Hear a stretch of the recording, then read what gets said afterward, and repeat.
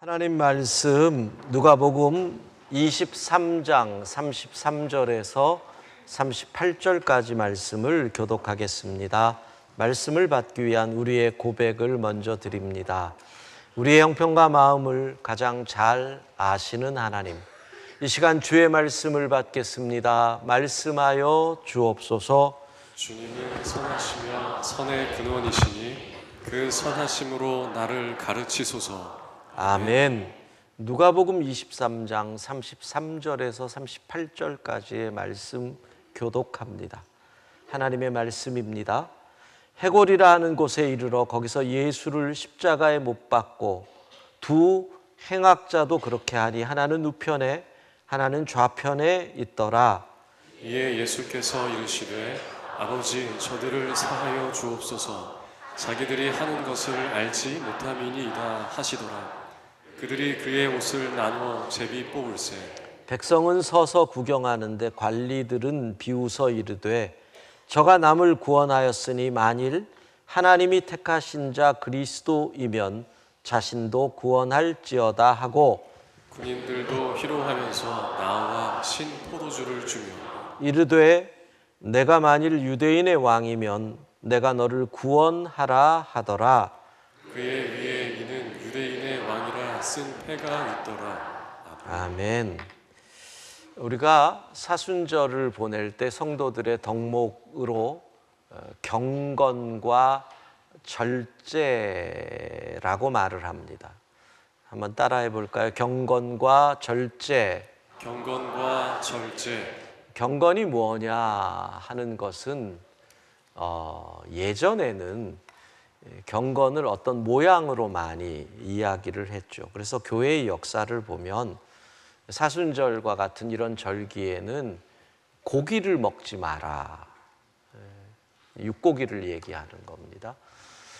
재밌는 것은 왜 고기를 먹지 말아야 하느냐 하면 고기는 열을 내서 인간의 하체를 달구기 때문에 육체를 향한 욕망이 생기게 한다. 그래서 고기를 이 거룩한 절기에는 먹지 못하도록 했습니다. 근데 문제는 거룩한 절기가 너무 많아지는 거죠. 구교의 역사에 보면 무슨 성인의 날이 너무너무 많잖아요. 그 날 때마다 고기를 못 먹어야 되니까 그게 어려우니까 그러면 그때 생선을 먹어라 이렇게 됩니다. 생선은 성질이 차가워서 인간의 성욕을 억누를 수 있다.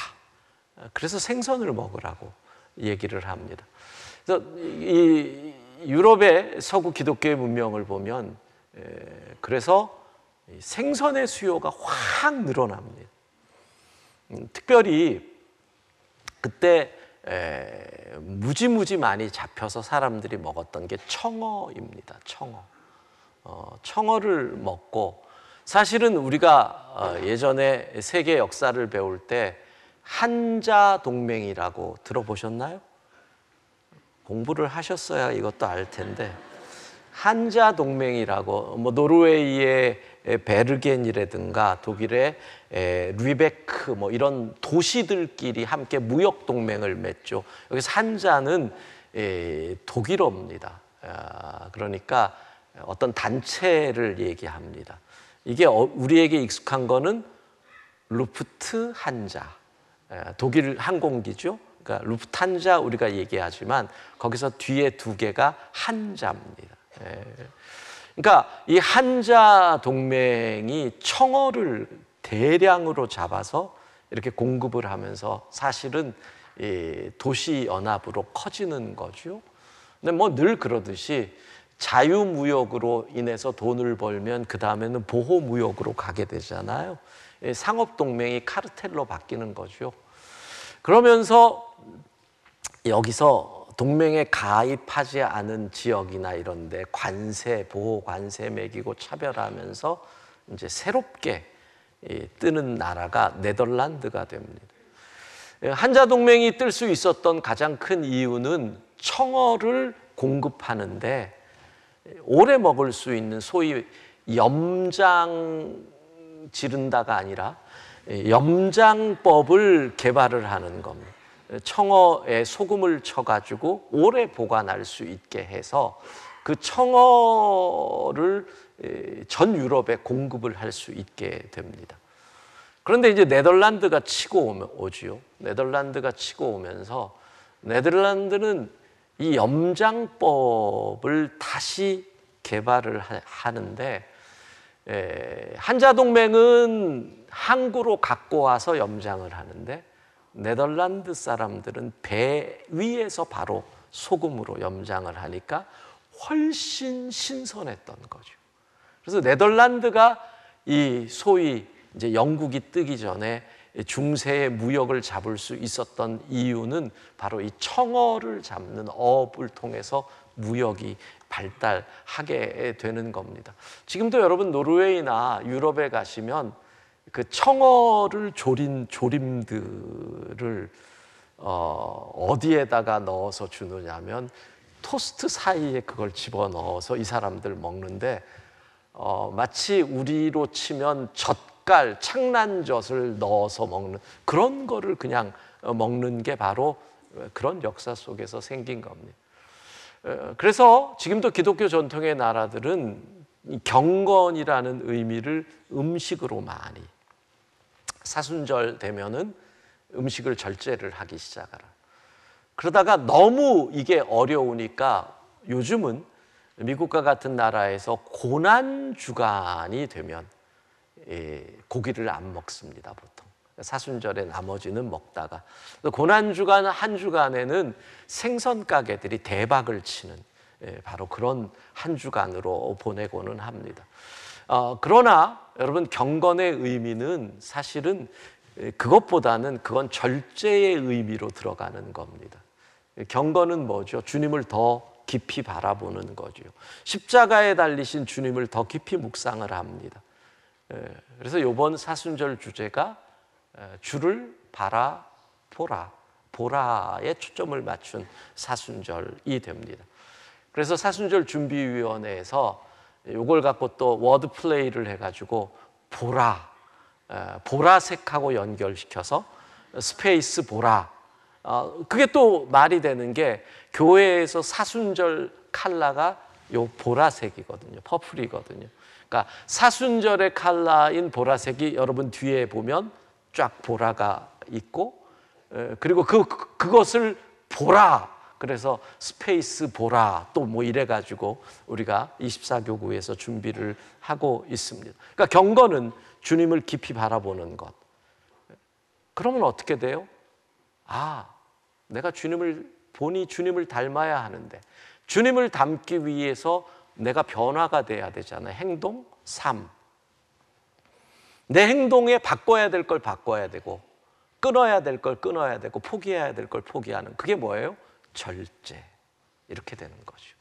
그러니까 경건은 주님을 향한 깊은 묵상이요. 주님을 바라보는 것이고 그 주님을 바라본 경건의 삶에서 우리가 주님을 닮기 위해서 절제라고 하는 행동의 변화를 노력하게 되는 거죠. 그래서 이 사순절이 바로 주님을 닮기 위한 경건과 절제의 훈련을 하는 기간. 이번 사순절 주님을 더 닮는 은혜가 있기를 바랍니다. 그래서 이번 사순절에는 주일마다 우리 주님 닮기 위해서 우리 주님께서 십자가상에서 하신 말씀을 설교를 통해 묵상하고 교훈을 얻으려고 합니다. 그걸 우리는 가상칠언이라고 얘기합니다. 주님이 십자가 위에서 하신 7 말씀 가상칠언 그것을 함께 보면서 주님을 더 깊이 묵상하려고 하고 닮아가려는 겁니다. 아시다시피 사순절은 우리가 늘 시즌이 예섬집 시즌입니다. 예수님만 섬기는 우리 집 시즌입니다. 여기 사부에 오신 분들은 더 잘 들으셔야 합니다. 오늘 교회학교에서 여러분의 자녀들이 간 교회학교에서 예섬집 모든 교재를 이미 나누어 줬는데 어디 있나? 요 안에 있을 겁니다. 예수님만 섬기는 우리 집에서 가정 예배를 드릴 수 있도록 오늘 설교를 듣고 여러분들이 자녀들과 함께 가정 예배를 드려야 되는 거예요. 유아, 영아 아이들을 위해서는 활동을 할 수 있는 거에 뭐가 있느냐면 종이가 들어있는데 그 종이에 아이들의 잘못을 적습니다. 근데 그게 물에 녹는 종이랍니다. 그 잘못을 적어가지고 뭐 여기 있는데 예를 들면 유아일주 이 종입니다. 똑같은데 우리의 죄를 용서해 주세요. 그리고 이걸 물에 넣으면 이게 싹 녹는다는 거죠. 그러니까 그거를 함께 하면서 좀 더 효과를 주시려면 이렇게 찔러서 피를 몇 방울 떨어뜨리셔서 물을 좀 빨갛게 만들면 예수의 보혈에 녹는다 뭐 이렇게 그렇게 하실 수 있고요. 그 다음에 어린이들은 이렇게 만들어서 십자가로 이 거치대, 십자가로 휴대폰 거치대를 함께 만든다고 합니다. 그러니까 휴대폰을 아이들이 여기다 놓으면 휴대폰을 쓸 때마다 나쁜 거 보면 안 되겠다 뭐 이런 생각을 할지 모르겠지만 이렇게 십자가 휴대폰, 또 중고등학생들은 용서와 결단 이런 걸 함께 기록하는 그런 우리 가정 예배의 예배 순서와 활동이 들어 있습니다. 아이들이 다 집을 나간 부모님들, 부부들은 주보에 보면 금주에 셀 예배가 있으니까 함께 부부가 얼마나 쑥스럽겠지만 같이 가정 예배를 드리시기를 부탁을 드리고요. 그래서 이 가정 예배 때 사용하도록 우리가 이번 예섬집이 있는 기간에는 여러분들이 자녀들과 함께 나눌 수 있는 영상을 만들어서 보여드립니다.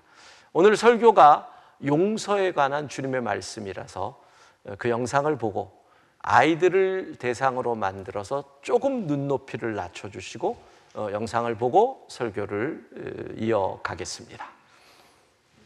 용서 일기 1999년 9월 9일 수요일 날씨 흐림.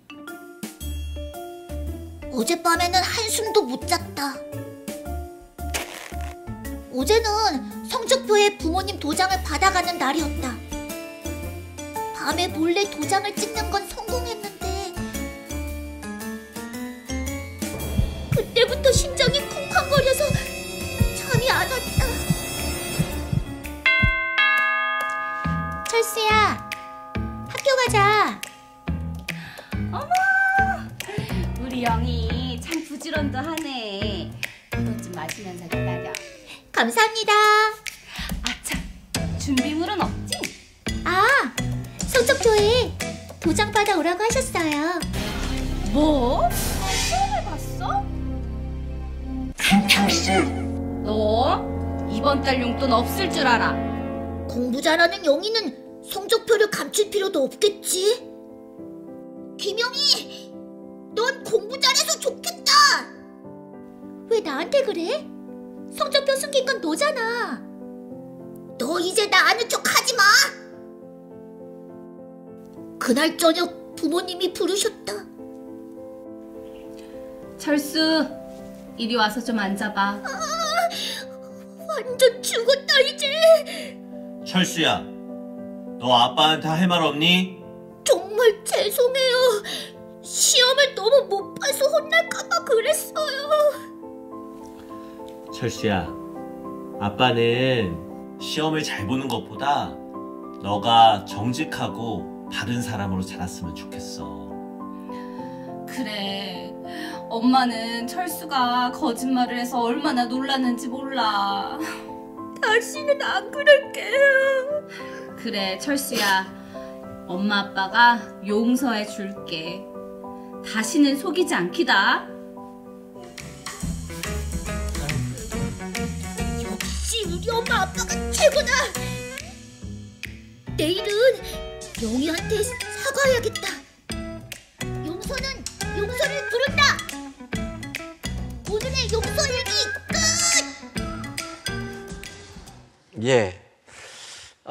요즘 애들과 이걸 하려면은 요즘은 성적표에 도장 찍어가는 게 없기 때문에 애들이 이해를 못할 거라서 90년대 얘기를 설명을 해주면서 이거를 해야 될 것 같습니다. 결국 주자하는 메시지는 이거죠. 용서는 용서를 부른다. 다 같이 해볼까요? 시작. 용서는 용서를 부른다. 예. 오늘 주님께서 십자가상에서 제일 먼저 하신 말씀이 바로 이겁니다. 누가복음 23장 34절 같이 읽습니다.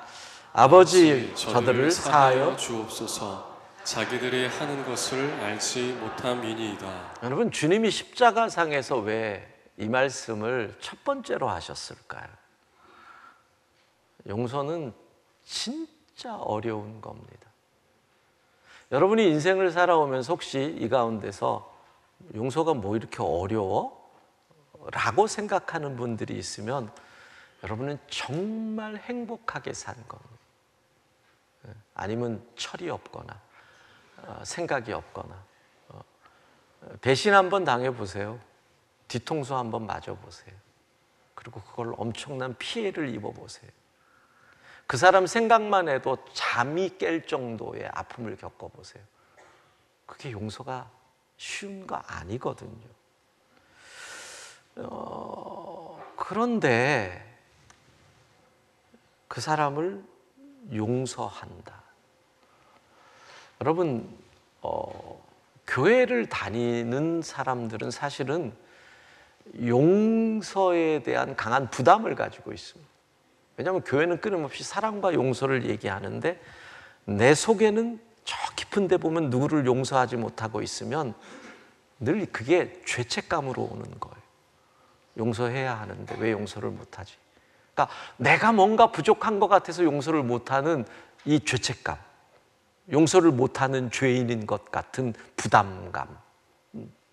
그래서 교회 오랜 다닌 분들일수록 조심해야 할 말이 누군가에게 용서를 권하는 말을 조심하셔야 됩니다. 야, 예수 믿는 사람이 용서해야지. 이 말 조심하셔야 됩니다. 맞는 말인데 내 속에 상처가 부글부글 끓고 있는 사람에게 그 말은 신앙을 빙자한 폭력의 언어가 될 수 있습니다. 그렇죠. 어쩌면 내가 신앙적 교만으로 표현하는 말일 수도 있습니다. 그래서 야, 교회 다니는 사람이 용서도 못해? 이런 말. 예수 믿는 사람이 용서해야지? 이런 말. 이게 아주 위험한 교만의 말이 될 수 있다는 걸 생각해야 됩니다. 그래서 우리는 오늘 주님의 용서를 배우는 겁니다. 자, 먼저 용서를 말씀하신 주님은 어떤 분이시냐? 피해자입니다. 죄 하나 없는데 고난을 당하시고 잘못한 것 없는데 누명을 쓰시고 그러니까 피해자잖아요. 거기다가 사형을 당하는 겁니다. 얼마나 억울합니까?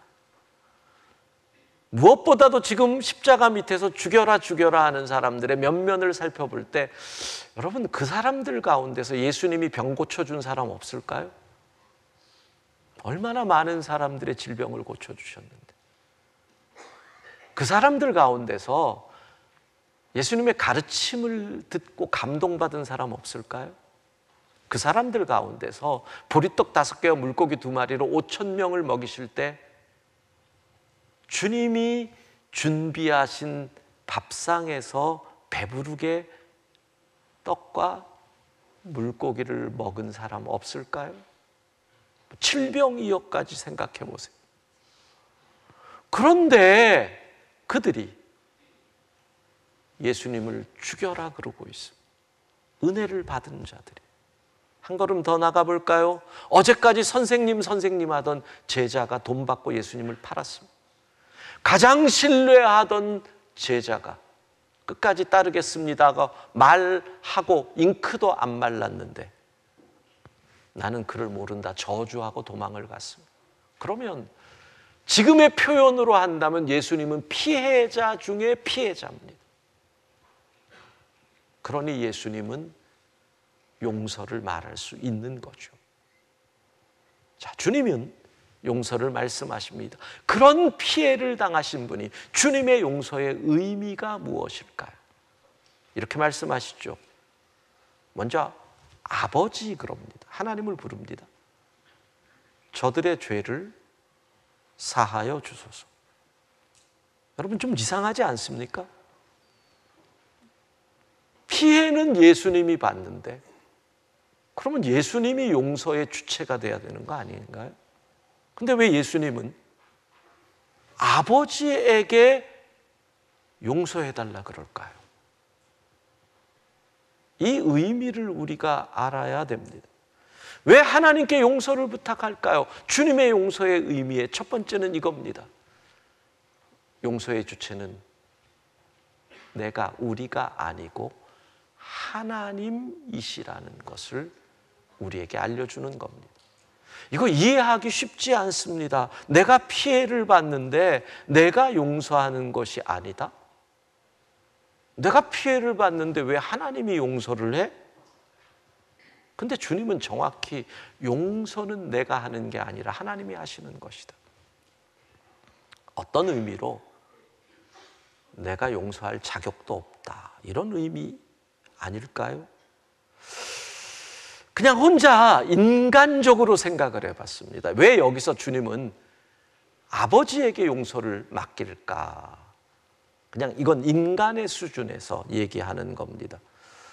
저 사람을 용서해야 할 것 같은데 교회 오면 계속 사랑 얘기하니까 용서하기도 싫고 용서할 자신도 없어요. 마음에는 아직 분노가 있어요. 그러니까 그냥 근데 안 하면 내가 또 뭔가 부족한 것 같아요. 교회 와서 예배 드릴 때마다 사랑 그러지 뭐 설교 은혜 그러지 그러니까 해야만 할 것 같은데 하기는 싫은 거예요. 그러니까 그냥 하나님한테 넘겨드리는 걸까? 그러니까 그 마음은 뭐예요? 내가 용서 하나님께 넘길 거니까 하나님이 알아서 적당한 벌 좀 주시고 하나님이 좀 해결해 주세요. 이렇게 해서 넘기는 게 아닐까? 아니겠죠. 주님의 수준이 있는데 제 수준에서는 그럴 수 있다.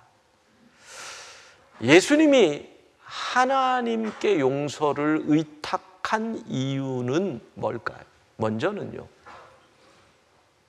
내가 용서할 자격이 없기 때문입니다. 말하면 이거예요. 똑같은 죄인인데 누가 누구를 용서할 수 있느냐. 여기서 여러분 인간의 죄 개념과 하나님 앞에서의 죄 개념이 달라져서 그래요. 잘 들어보세요. 요한복음에 보면 한 여인이 간음하다가 현장에서 잡혀서 끌려오죠. 그리고 사람들이 돌을 들고 이 여인을 향해서 죽이려고. 당시의 율법은 바로 죽여도 돌 맞아 죽어도 되거든요. 그때 우리 주님께서 뭐라 그러십니까? 요한복음 8장 7절 후반부 같이 읽습니다. 이에 일어나 너희 중에 죄 없는 자가 먼저 돌로 치라 하시고. 이거 잘 읽어야 됩니다. 너희 중에 죄 있는 자가 돌로 치라 그러면 다 돌 들어서 던져야 되니까 죄 없는 자가 돌로 치라. 근데 9절에 보면 이 말씀을 들은 사람들이 양심의 가책을 느끼고 하나 둘씩 다 사라졌다. 아무도 없어졌다. 여기서 저는 이런 상상을 해봅니다. 그 돌을 들고 있는 무리 가운데 그 여인으로 인해 피해를 입은 한 사람이 있다고 가정을 해봅니다. 그 여인이 관계를 한 남자의 예를 들어 아내가 거기에 있다. 그러면 그 여인은 돌 들어 던질 자격이 없는 걸까요? 아니면 제일 큰 돌을 찾아가지고 이런 걸로 너 때문에 우리 가정이 깨졌어. 이럴 수 있잖아. 근데 뭐 그 여인이 있었는지 없었는지 모르지만 그 여인까지도 양심의 가책을 얻었다. 여러분, 이게 인간의 죄와 하나님의 죄의 차이인 거예요. 인간은 죄를 구별해요. 뭐 예를 들면 이거죠. 나는 저 사람한테 죄를 졌지만 이 사람한테는 죄를 안 졌어. 그러니까 이 사람한테는 떳떳하고 저 사람한테는 미안해. 구별한다는 거예요. 근데 양심의 가책이라는 의미는 하나님 앞에서는 모든 죄가 동일하게 죄로 여겨지는 거예요. 그러니까 하나님 앞에서 내가 죄인인 거예요. 그 양심이 찌르니 내가 어떻게 도를 들을 수 있어요? 나도 똑같은 죄인인데 용서할 자격이 없다는 거예요. 그러니 하나님이 하실 일. 그래서 우리는 왜 하나님이 용서의 주체가 되시는 또 하나의 이유는 우리가 바로 용서받은 존재이기 때문에 그래요. 여러분, 용서받은 존재인데 용서받은 존재라고 하는 것의 의미는 뭐예요? 죄가 없다는 거잖아요. 죄가 없는 것은 의인이에요. 근데 성경이 말하는 의인과 세상이 말하는 의인이 또 여기서 구별이 돼요. 성경이 말하는 의인은 뭔지 아세요? 용서받았지만 나 같은 죄인을 살려주신 은혜에 감격하는 게 성경이 말하는 의인이에요. 세상이 말하는 의인은 뭐예요? 나는 너보다 깨끗하니 내가 너를 야단칠 자격이 있어. 이게 세상의 의인이에요. 세상이 말하는 의인이 돼버리면 용서할 자격이 있고, 야, 이 나쁜 놈아, 정죄할 자격도 있을 거예요. 근데 성경이 말하는 의인은 그게 아니거든요. 나도 똑같은 죄인인 거예요. 나도 용서받은 존재예요. 내가 용서받은 존재인데 누구를 내가 용서해줘? 자격 없다. 그러니까 이거예요, 여러분. 나 같은 죄인을 하나님이 용서해 주셨어요. 하나님의 아들을 제물로 삼고. 그러니까 그 은혜가 임하는 순간 나는 하나님께 모든 걸 드리는데 뭘까지 드리는 줄 아세요? 용서할 권리까지 다 드리는 거예요. 무슨 말인지 이해가 되세요? 이게 이해가 되시면 용서를 알게 되는 거예요.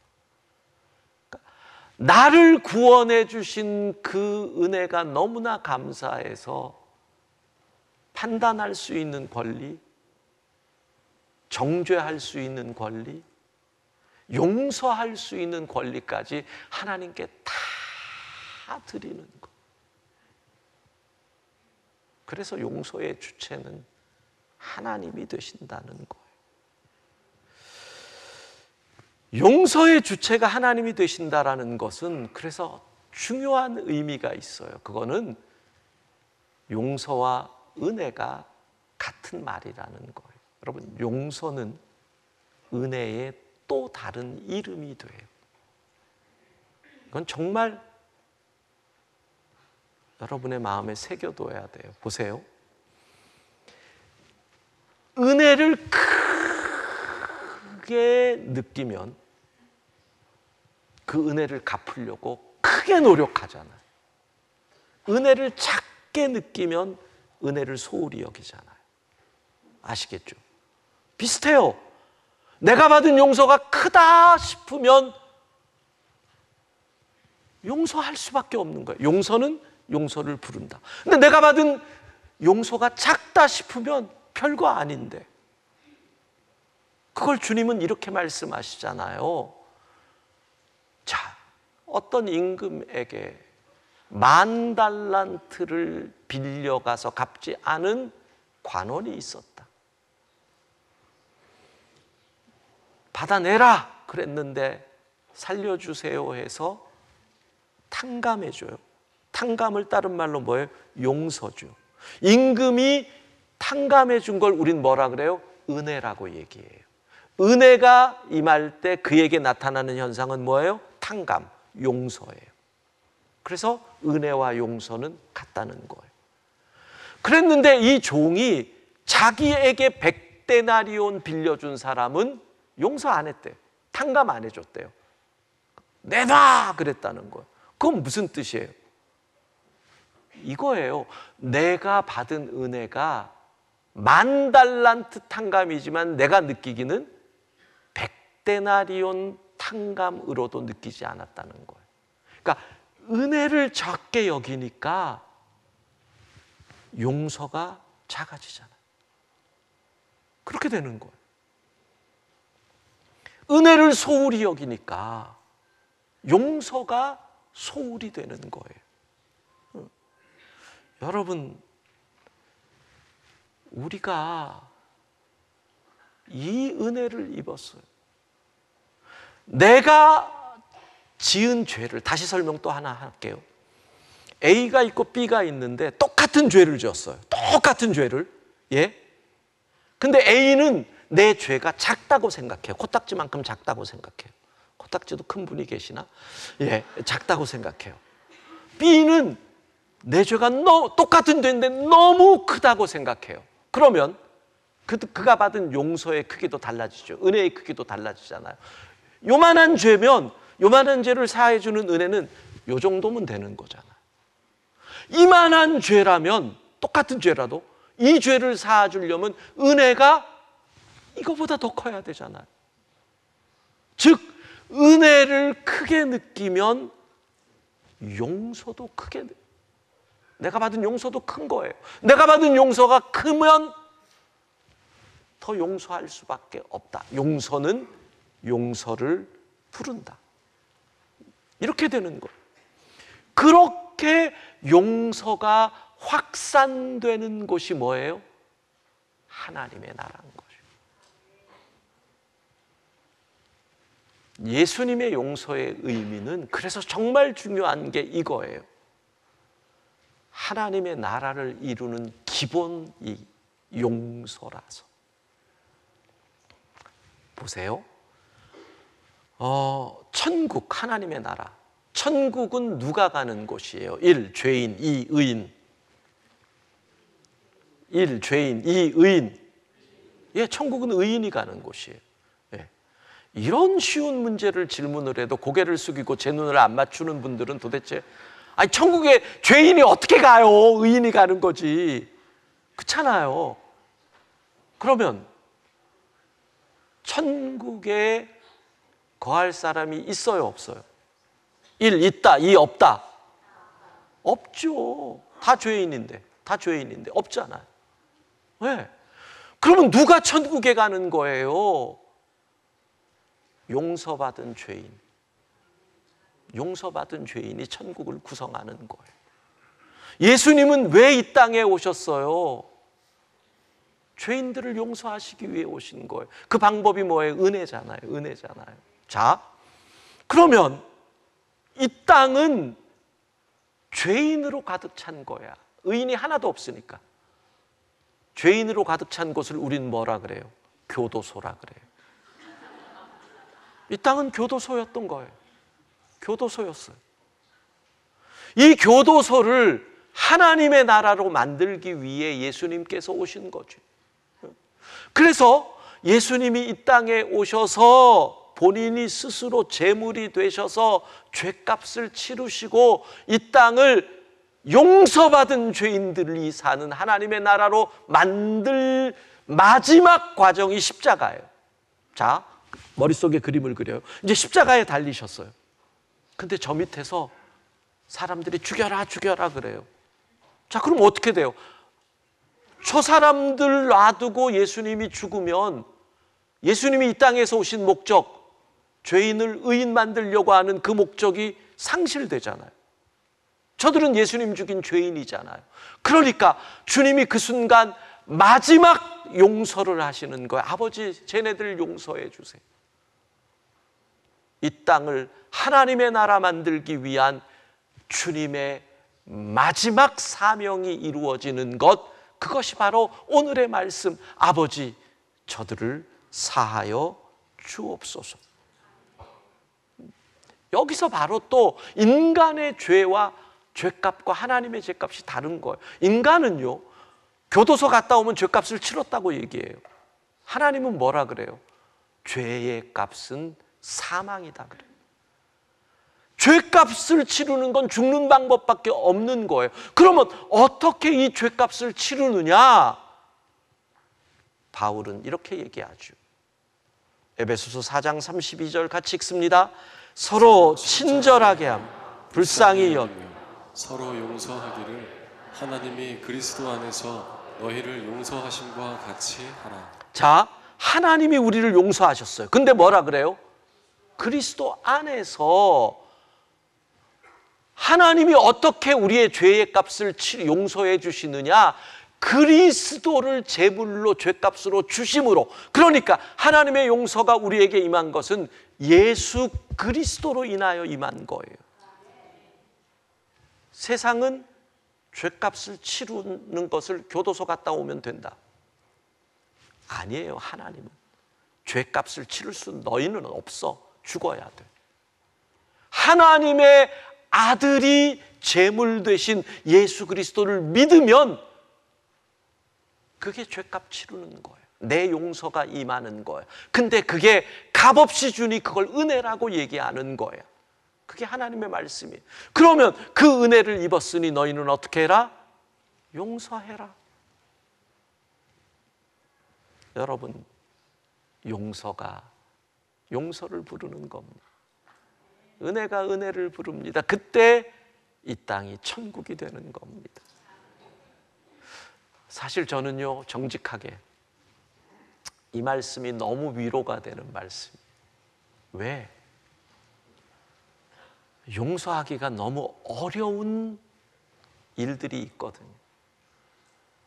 여러분은 없으세요? 천사들이시군요. 정말 용서하기가 어려워서 몸부림을 칠 때 아버지 저들을 사하여 주옵소서. 이 말씀이 제게는 어떻게 다가오느냐면, 하나님, 저는 참 용서하기가 어렵습니다. 그런데 아버지께서 용서하신다면 아버지의 은혜를 힘입어, 그걸 뭐라 그래요? 성령의 역사. 성령께서 역사하신다면 그 힘으로 저도 용서할 수 있지 않을까요? 그러니 아버지께서 용서해 주신다면.